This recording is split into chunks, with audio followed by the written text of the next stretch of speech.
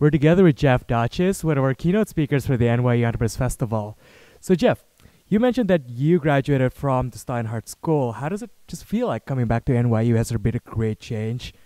It's always a comforting feeling to come back here and walk the campus. And, as a longtime resident of New York City, it feels like it's always been a part of my life. But it's really great to see sort of, all the amazing sort of progress that the school's made.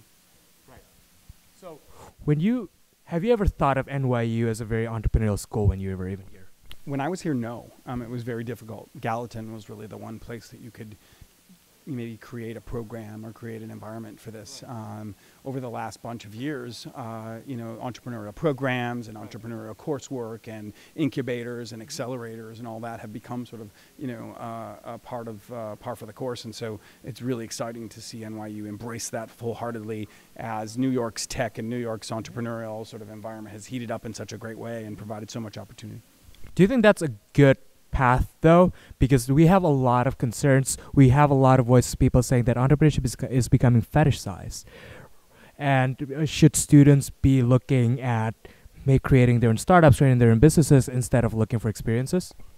I don't know if you can teach what it takes to be an entrepreneur in school. That said, I think you can provide a context and a framework, and I think it's really great. I do think, and I mentioned this in the keynote, I think the startup mythology that's been created out there is bullshit. And you can't just say you're a startup or whatever. You have to actually be doing the stuff. And so I think programs like this really help people codify their ideas and thoughts and decide whether it's right for them.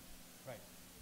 So you mentioned during the keynote event that you just sold your company. How does it feel? And do you have any suggestions to entrepreneurs looking to get acquired? My advice is don't ever look to get acquired. It's a bittersweet sort of sale in the sense that most people celebrate the exits, and I think if you're exiting, you're getting off too early. And so it's great because it's a good outcome, and we're merging the company with a great company, Sprinkler, and the combined entity is going to be amazing. But I think it's really important for entrepreneurs to think about winning, not about exiting.